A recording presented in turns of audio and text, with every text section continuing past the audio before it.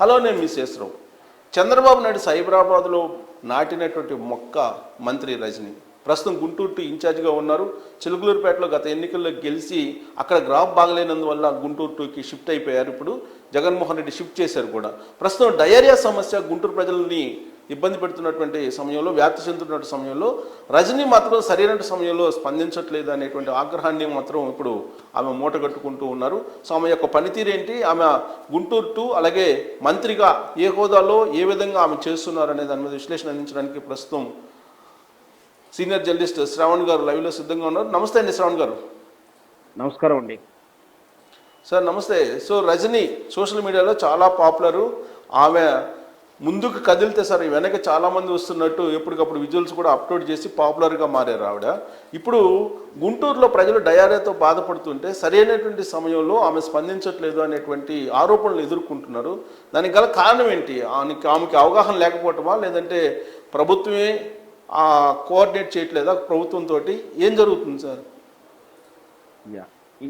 ఇప్పుడు వైఎస్ఆర్ పార్టీ అధికారంలోకి వచ్చిన తర్వాత పార్టీ పనితీరు ఎలా ఉందో చెప్పడానికి ఈ డయేరియా గుంటూరుది ఉదాహరణ తీసుకోవచ్చు. ఎందుకంటే గుంటూరు అనేది ఒక ఆటవిక ప్రాంతం కాదు, ఇక్కడ మారుమూల పల్లె కాదు. మెట్రో నగరాల్లో ఉన్న ఆంధ్రప్రదేశ్లో ఉన్నటువంటి క్యాపిటల్ సిటీ విజయవాడ, అమరావతి దగ్గరగా ఉన్నటువంటి ఒక టౌన్. ఇక్కడికే వైద్య సౌకర్యాలు, వైద్య వసతులు లేవంటే చాలా ఆశ్చర్యానికి గురి చేస్తుంది. ఎందుకంటే సంబంధించినటువంటి అధికారులు కానీ, సంబంధించినటువంటి మంత్రిత్వ శాఖలు కానీ ఎంత అలసత్వంగా పనిచేస్తున్నాయన్న దానికి ఇది ఉదాహరణ. డయేరియా అనేది పెద్ద వ్యాధి కాదు, చిన్నపాటి నీళ్ళ విరోచన జరుగుతుంది. అది నీటి కాలుష్యం వల్ల కావచ్చు, రకరకాల కారణాలతో అవుతుంది. దానికి ట్రీట్మెంట్ లేదు అనేది అంత తీవ్రమైనటువంటి జబ్బైతే కాదు. అలాంటి డయేరియా వల్లనే మరణాలు జరుగుతున్నాయంటే ఆ కనీసం ప్రాథమిక వైద్యం అందట్లేదు అంటే నిజంగా ఆశ్చర్యంగా ఉంది. ఎందుకంటే ఇంత టెక్నాలజీ అభివృద్ధి చెందిన తర్వాత, కమ్యూనికేషన్ వ్యవస్థ ఉన్న తర్వాత, అవేర్నెస్ ఉన్న తర్వాత కేవలం డయేరియాతో చనిపోవడం అనేది చాలా సిగ్గుచేటు. ఇదే చెప్తుంది. అంటే వీళ్ళ పనితీరు ఎలా ఉంది, మంత్రిత్వ శాఖ ఎలా పనిచేస్తుంది, ప్రభుత్వ సేవలు ఎలా అందుతున్నాయని స్పష్టంగా చెప్తుంది. అందున విడుదల రజని గారు ఆరోగ్య శాఖ మంత్రి అయి ఉండి రేపు అదే గుంటూరు నియోజకవర్గం పోటీ చేసే ఉద్దేశం ఉంది. సహజంగా ఎలాంటి రాజకీయ నాయకుడైనా సరే తమ సొంత నియోజకవర్గం మీద కాస్త శ్రద్ధ పెడతారు, కాస్త 4 రూపాయలు ఖర్చు ఎక్కువ పెడతారు, ఇంకొక హాఫ్ అన్ అవర్ టైం ఎక్కువ కేటాయిస్తారు. అలాంటి తన గుంటూరు నియోజకవర్గాల్లోనే ఇంత ఏ పాపం తెలియకుండా, ఏ నేరం చేయకుండానే మరణాలు జరుగుతున్నాయి, చిన్నారుల మరణాలు డయేరియాతోటి. నిజంగా కూడా వైద్య శాఖ నిద్రపోతుందా అని అనిపిస్తుంది. ఎందుకంటే ఇంతకుముందు చెప్పినట్టే ఇది డయేరియా పెద్ద వ్యాధి కాదు, పెద్ద అప్పటికప్పుడు నీటి కాలుష్యం వలనో, వాతావరణ కాలుష్యం వలనో, ఫుడ్ పాయిజన్ వలనో వస్తుంటుంది. అట్లాంటి వారు కూడా ట్రీట్మెంట్ చేయలేని హీనమైన స్థితిలో ఉందా అనే అనుమానాలు కలుగుతూ ఉన్నాయి.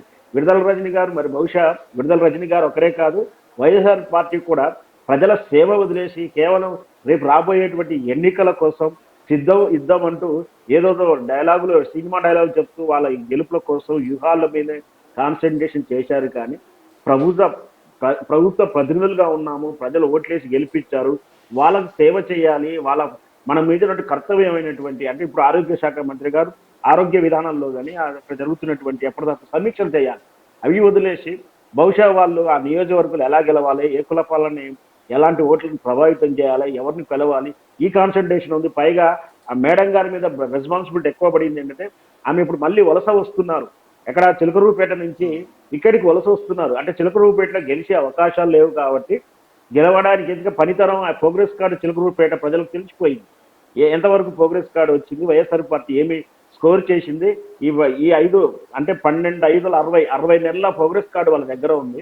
చిలకలూరుపేటలో అయితే బహుశా ఓడిపోతుందేమో, పరువు పోతుందని చెప్పేసి గుంటూరు టు పశ్చిమానికి పంపిస్తున్నారు. ఇక్కడ గుంటూరు కానీ ఇక్కడ చిలకలూరుపేటకు దూరంగా పెద్దగా దూరం లేదు, వాళ్ళు కూడా అర్థం చేసుకోగలరు. అయినప్పటికీ ఇంత అప్రమత్తంగా పనిచేస్తున్నారంటే నిజంగా కూడా ప్రజలు రేపు రాబోయే ఎన్నికలు ఎప్పుడు వస్తాయా అని ఇంకా 10 రోజులు ముందొస్తే బాగుండని చూస్తున్నట్టు కొన్ని సర్వేలు కూడా చెప్తున్నాయి. ఎందుకంటే ఈ 60 నెలలు ఎంత వేసారుతున్నారో అర్థమవుతుంది వాళ్ళకి. ఈ ఆరోగ్య శాఖ వైఫల్యం. ఒకే ఇంట్లో డయేరియాతోటి ముగ్గురు చనిపోయారంటే మీరు అన్నట్టు అదేం పెద్ద ప్రమాదకరమైనటువంటి వ్యాధి కూడా కాదు.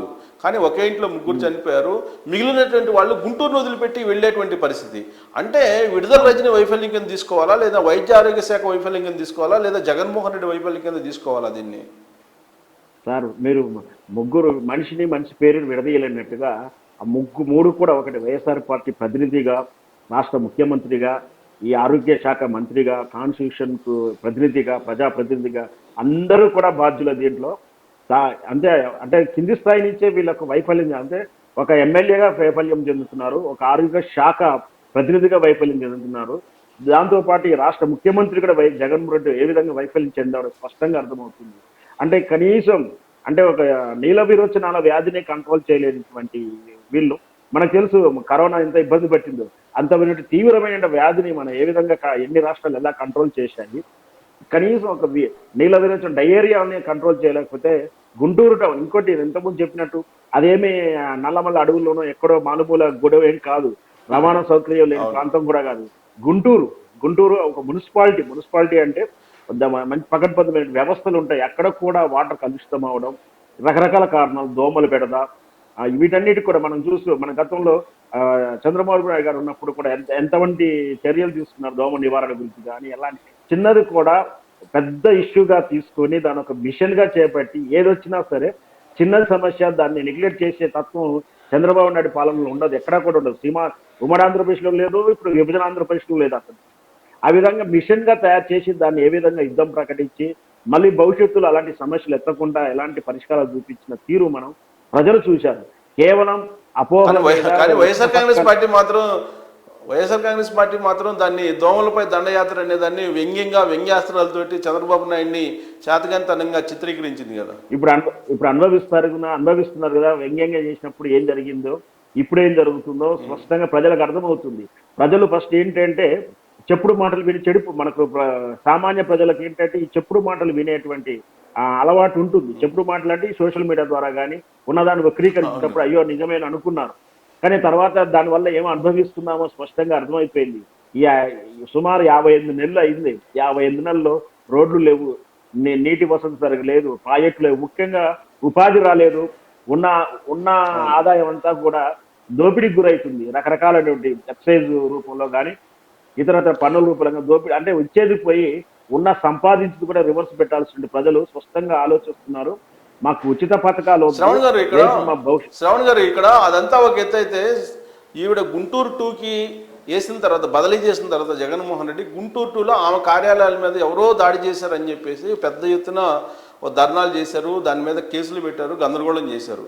అదే ఇప్పుడు డయేరియాతో చనిపోతే ఆ యుద్ధ ప్రాతిపదికన చేయాల్సినటువంటి పనులు చేయకపోవడానికి ఆమెలో కూడా నైరాశ్యం ఏర్పడిందని చెప్పి అనుకోవాలా?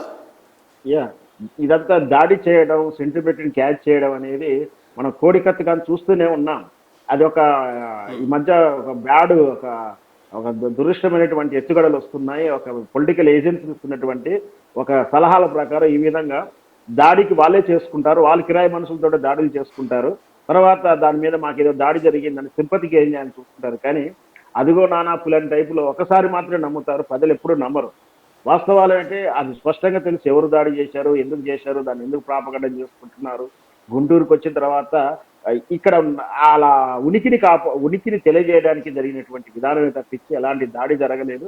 వాళ్ళుగా క్రియేట్ చేసుకుంది అనేది ప్రాథమిక సమాచారం ఆల్రెడీ ఉంది. ఇకపోతే వీళ్ళు రాజకీయంగా వాళ్ళ ఉనికిని కాపాడుకోవడానికి, గుంటూరులో ప్రచారం చేసుకోవడానికి, గుంటూరు కుల సమీకరణాలు, రకరకాల ఎత్తుగడలు వేసుకోవడానికే కాన్సన్ట్రేషన్ చేస్తున్నారు, సమీక్షలు చేస్తున్నారు, యాత్రలు చేస్తున్నారు. కానీ ప్రజల సమస్యలు ఏంటి, మన మీద ఒక బాధ్యత ఉంది, ప్రజాప్రతినిధులుగా ఉన్నాము, ఒక శాఖ మంత్రిగా ఉన్నాము, ఆ శాఖలో సమీక్షలు ఏం జరుగుతుంది, ఏం ప్రాబ్లమ్స్ వస్తున్నాయి, వ్యాధులు అనేవి వచ్చి ముదిరిన తర్వాత బయటకు వస్తుంది, రాకముందుకు ఎలాంటి చర్యలు తీసుకోవాలి. ఫస్ట్ ప్రాథమికంగా ఇష్యూ స్టార్ట్ అయిందంటే ఒక నలుగురితో దయ్యనే గుర్తించామంటే గుంటూరు పట్టణం మొత్తం విస్తరించకుండా ఎలాంటి మిషన్ చేపట్టాలి, ఉన్న పలంగా బ్లీచింగ్ చల్లడం కానీ, ఫాగుకు అంటే దోమలు పోయేలా ఫాగుని స్ప్రెడ్ చేయించడం కానీ, కనీసం మా ఓదార్పు దగ్గరికి వెళ్ళి ఆ కుటుంబాన్ని పరామర్శించడం, భరోసా ఇవ్వడం, మీరు ఈ విధంగా ప్రాథమిక చర్యలు తీసుకోండి, మీరు ఇట్లా నివారణ చర్యలు అంటే శుభ్రంగా నీళ్ళని తాగండి, కాచి తాగబెట్టుకోండి అంటూ వాళ్ళు డెమో చేసి వాళ్ళని భరోసా కలిగించాల్సి పోయి ఇంకా వాళ్ళ ఎన్నికల నిర్వహణ, ఎన్నికల మేనేజ్మెంట్, సిద్ధం సభలు వీటి మీద కాన్సన్ట్రేట్ చేస్తున్నారు. రైట్ అండి, thank you very much Shravan గారు విశ్లేషణ అందించినందుకు. ఒక్క సమస్య చాలు, ఒక్క ఇష్యూ చాలు మొత్తం రాజకీయాన్ని లేదంటే ప్రభుత్వాల్ని మార్చడానికి కూడా. ఇప్పుడు డయేరియా సమస్య గుంటూరుని పట్టి పీడిస్తుంది. ఆ సమస్య మీద పోరాడలేనటువంటి పరిస్థితుల్లో ఇప్పుడు జగన్మోహన్ రెడ్డి ప్రభుత్వం ఉంది. అక్కడ ఉన్నటువంటి మంత్రి కూడా ఆ దిశగానే ఉన్నారు. సో రాబోయేటువంటి రోజుల్లో దీని ప్రభావం రజనీ మీద మంత్రి హోదాలో ఉన్నారు, ఆమె మీద ఎలాంటి ప్రభావం చూపుతుంది అనేది చూడాలి. Thank you very much.